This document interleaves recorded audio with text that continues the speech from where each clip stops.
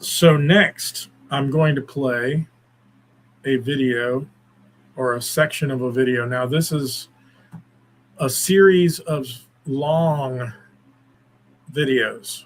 I really recommend.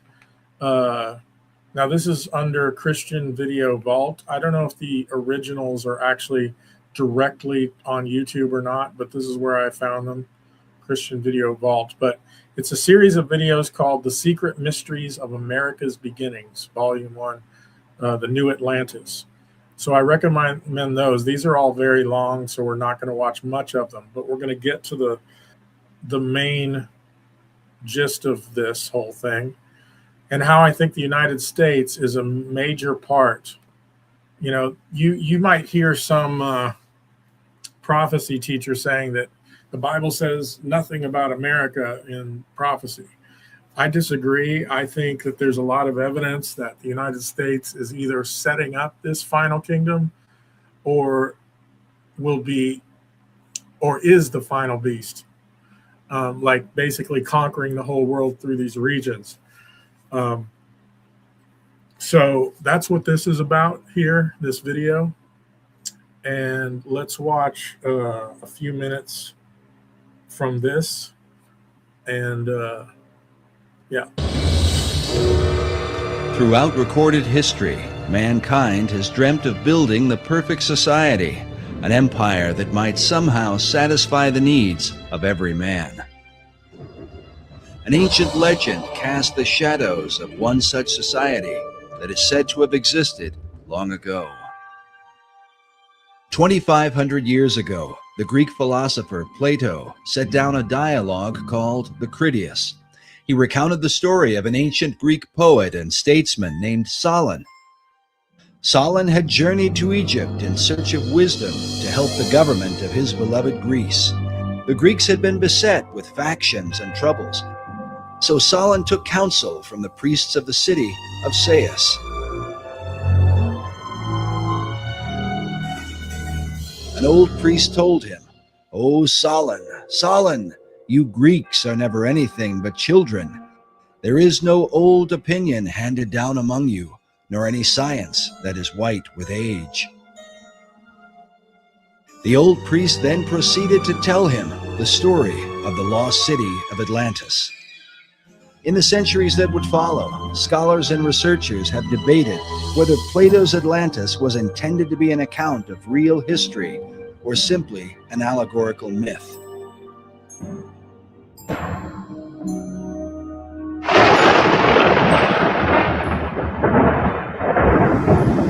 Some even suggest that Atlantis was really the antediluvian world, the wicked society destroyed by the wrath of God in the great flood of Noah. In the 20th century, Plato's account was further supported by Masonic philosopher Manly P. Hall. Hall claimed that Atlantis had once been a vast and mighty empire that extended to the whole world, a philosophic commonwealth of nations that one day was destined to be rebuilt. But who would rebuild it? And exactly who was Manly P. Hall? Manly P. Hall was probably the most highly esteemed occultist and Freemason of the 20th century. He understood the secrets of the ages long before he ever joined the Masons. Was really the foremost authority on the occultist side of Freemasonry, the deep, dark side of Freemasonry, the one that most Masons never ascend to. I can't really think of anybody close to him. Manly P. Hall was one of the leading people within this whole other world that we talk about. Hall authored over 200 books and is said to have given some 8,000 lectures on ancient philosophy. He is perhaps most remembered for his contribution to the mysterious Brotherhood of Masonry. Upon his death in 1990, the Scottish Rite Journal, a Masonic publication, noted that he was often called, quote, Masonry's greatest philosopher. Among his teachings was that contained in Masonry and all the secret orders was the ancient wisdom of lost Atlantis. Hall wrote that for more than 3,000 years, secret societies had been laboring to create a background of knowledge necessary to the establishment of an enlightened democracy among the nations of the world. According to Hall, these societies could be traced back to ancient Egypt and had for centuries known of a secret place hidden from the eyes of common men, a place that would one day be revealed. In the 17th century, as settlers were colonizing the New World, Sir Francis Bacon, the leader of secret societies in England, set down his classic work, The New Atlantis. While archaeologists and treasure hunters have searched the globe looking for the lost continent, 400 years ago, Bacon, like many of his contemporaries, believed that Atlantis was America itself. Well, Bacon, to me, was really fundamental in the American colonizational scheme and its connection to the new Atlantis concept. He was trying to lay a foundation for what could be accomplished in the New World. While the Atlantis of Plato was a mighty empire known for the philosophy of its kings, Bacon would write of a nation governed by scientific achievement, filled with marvels and wonders never before seen. Bacon was talking about this new nation, talking about submarines, talking about unimaginable weapons of war, talking about flying machines and tall buildings. How did he come into possession of this knowledge? Did Francis Bacon outline the course of the New World before its time? And if so, by what power was he inspired to do so? While there are no states or cities that bear his name, his mysterious influence has compelled some to call him the real and true founder of America. His founding of America was really through other people who were following his work, following the program he'd laid out. Bacon was the head of Freemasonry and Rosicrucianism. He had a huge influence through being the chief of the Rosicrucian fraternity at the time. He had a huge influence on the birth of modern Freemasonry. And many of those Rosicrucians actually went into Freemasonry at that time to lift it up to its new level. And Freemasonry has a major influence on the founding of America. While many of the early settlers came to work the land for the cause of religious freedom, there were with them secret societies who came to the New World with another agenda. Secret societies came to America shortly after the Pilgrims arrived, and they were sent by a man named Sir Francis Bacon. You get this very strange mixture of people, many of whom understood even then the advantage, spiritually and otherwise, to having secret orders. Unless you understand the influence of the occult societies on the development of America, on the establishment of America, upon the course of America, why you get completely lost studying our history. And they were the ones through which this work was being put into operation in England, in Europe, and eventually in America and the world. So that America then could be used to lead the world into the philosophic empire. You understand that America was founded by Christians as a Christian nation. However, there were always those people on the other side who wanted to use America, use our military power and our financial power to establish enlightened democracies throughout the world and restore lost Atlantis. Yeah, maybe Bacon had it right. Maybe Atlantis is not something yet to occur, but maybe it's occurring right now in America. In his lifetime, Sir Francis Bacon referred to himself as the herald of a new age. He promoted a new universal order for the whole world. Can this be what early American founders referred to with the words Novus Ordo Seclorum, the new order of the ages? And does this vision affect America today? When our founders declared a new order of the ages, they were acting on an ancient hope that is meant to be fulfilled.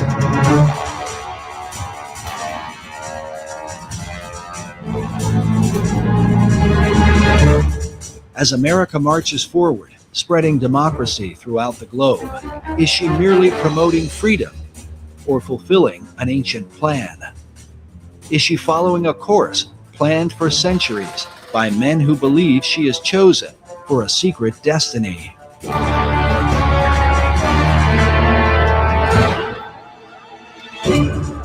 To understand the present and possibly the future, we look into the past as we unfold the secret mysteries of America's beginnings.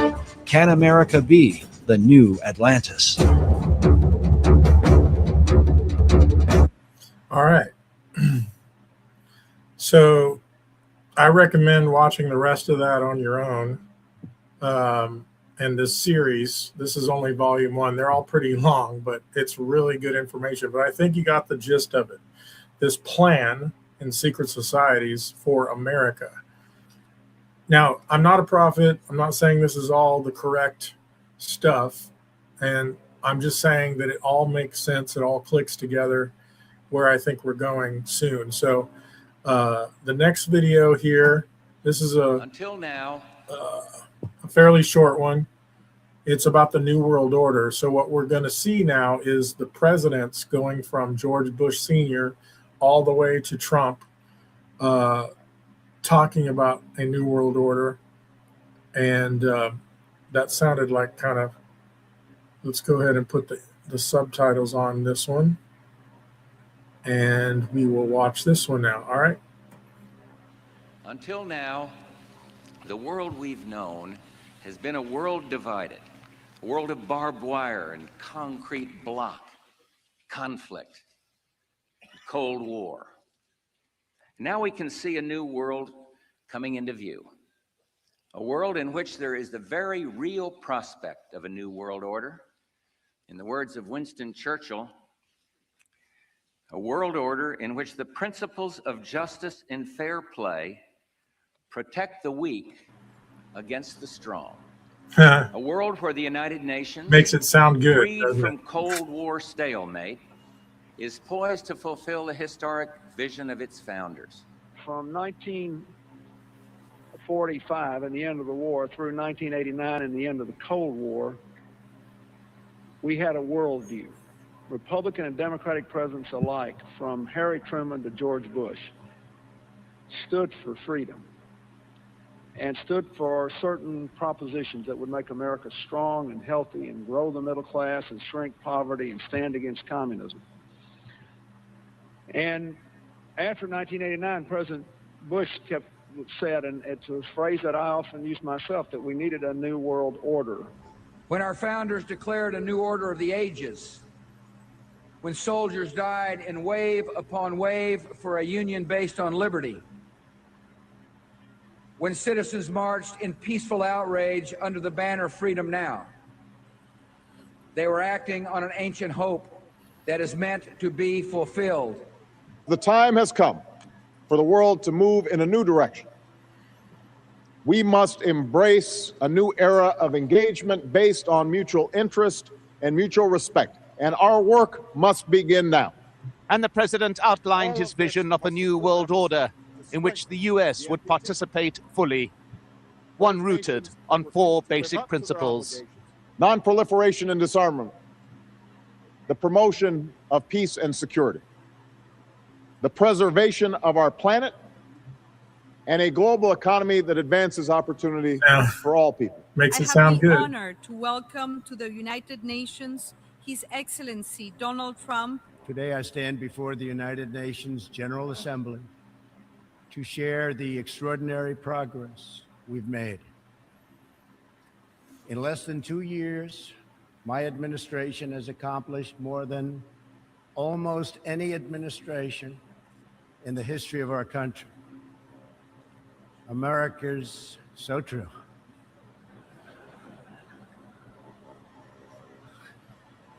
Didn't expect that reaction, but that's okay. Notice how Republicans and Democrats are united on this front. In June, I traveled to Singapore to meet face-to-face with North Korea's leader, Chairman Kim Jong-un. We had highly productive conversations and meetings, and we agreed that it was in both countries' interest to pursue the denuclearization of the Korean Peninsula. Since that meeting, we have already seen a number of encouraging measures that few could have imagined only a short time ago. The missiles and rockets are no longer flying in every direction. Nuclear testing has stopped. Some military facilities are already being dismantled. Our hostages have been released, and as promised, the remains of our fallen heroes are being returned home to lay at rest in American soil. Iran's leaders sow chaos, death, and destruction. They do not respect their neighbors or borders or the sovereign rights of nations. Instead, Iran's leaders plunder the nation's resources to enrich themselves and to spread mayhem across the Middle East and far beyond. The Iranian people are rightly outraged that their leaders have embezzled billions of dollars from Iran's treasury, seized valuable portions of the economy, and looted the people's religious endowments, all to line their own pockets and send their proxies to wage war. Not good. Iran's neighbors have paid a heavy toll for the region's agenda of aggression and expansion. The United Nations has unlimited potential. As part of our reform effort, I have told our negotiators that the United States will not pay more than 25% of the UN peacekeeping budget. This will encourage other countries to step up, get involved, and also share in this very large burden. I spoke before this body last year and warned that the UN Human Rights Council had become a grave embarrassment to this institution, shielding egregious human rights abusers while bashing America and its many friends. Our ambassador to the United Nations, Nikki Haley, laid out a clear agenda for reform, but despite reported and repeated warnings, no action at all was taken. So the United States took the only responsible course. We withdrew from the Human Rights Council, and we will not return until real reform is enacted. For similar reasons, the United States will provide no support in recognition to the International Criminal Court. As far as America is concerned, the ICC has no jurisdiction, no legitimacy, and no authority. We are in an inflection. So I wanted to pause real quick, but you notice how he's speaking above them in some ways, like America. You know, in the previous video, we saw the new Atlantis, how the secret societies believe the new Atlantis would be America. And as of today, the most powerful nation in the world is the United States. The United States was had a big part in creating the League of Nations and then the United Nations and what they're calling the New World Order. So it is, to me, I think, interesting to see how this all plays out. I don't know if America will take a huge step back or will be a leader in this whole thing, but let's see what Biden says. I believe in the world economy, not just the world economy, in the world. It occurs every 3 or 4 generations. As one of the top military people said to me in a secure meeting the other day, 60 million people died between 1900 and 1946. And since then, we established a liberal world order, and that hadn't happened in a long while. A lot of people dying, but nowhere near the chaos. And now is a time when things are shifting. There's going to be a new world order out there, and we've got to lead it. And we've got to unite the rest of the free world in doing it. So he's saying the United States has to lead it, right? We're back to Trump because he's been president twice. I think this is a bit more strong language than he said before. But at 2 o'clock in the morning, I had the incredible honor of greeting 3 brave Americans who had been held in North Korea, and we welcomed them back home the proper way.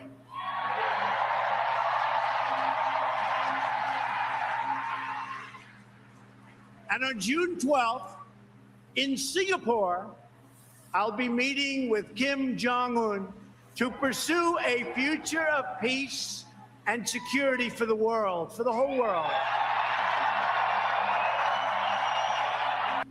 For when they say peace and safety, then sudden destruction comes upon them, as labor pains upon a pregnant woman, and they shall not escape. But you, brethren, are not in darkness, so that this day should overtake you as a thief. Final thing we're going to look at today is not a video, it's not a verse, but it's something that I think is connected to all this. And it is the Georgia Guidestones, which was, I think it was last year or the year before, was destroyed. Nobody knows who destroyed it. It just, out of nowhere, in the middle of the night, was destroyed and then kind of became this mystery. But if you haven't heard about this, this was in Georgia. I'm not exactly sure where. But make sure my volume is on. But the most interesting thing about it is this commandments of the Georgia Guidestones. Maintain humanity under 500 million. And there is how many people in the world? 7 billion. So you're talking like less than a seventh of the world in perpetual balance with nature. There is some things in Revelation which we're not really touching on in this series or in this video or the next one, but where it talks about a fourth of the world is destroyed or population is destroyed, and then another one where it says a third. So if there's 8 billion people in the last days and a fourth of them are destroyed, that would be 2 billion people. And then if a third of those are destroyed, would be another 2 billion people, a third of 6. So that would leave about half the population of about, 4 billion. But I guess they want to get down to this, which is kind of scary. The next one is guide reproduction wisely and improving fitness and diversity. I wonder what that means, guide reproduction wisely. That could either mean reproducing the more advanced people in society, the way they see it, the ones that are illumined or whatever. And I don't know. That second part sounds good, but that first part is like, who's the ones guiding reproduction? Unite humanity with a living new language, which has kind of been English, but who knows if there's going to be a new one after this. I think this was built in the 80s. So anyway, rule passion, faith, tradition, and all things with tempered reason. I don't know who that's talking about there. Rule, protect people and nations with fair laws and just courts. See, that's a protect people. Who's doing the protecting? Does that mean somebody has to be in power to do that? And it's not just in a nation, it's protecting the nations too. So it's something ruling over the nations. Let all nations rule internally, resolving external disputes in a world court. So some kind of a world court would be higher than, national courts. It's like in the United States, you have your municipal courts, your state courts, then the federal courts, right? And so a world court would be bigger than that. Avoid petty laws and useless officials. I don't know what that means exactly. Balance personal rights with social duties.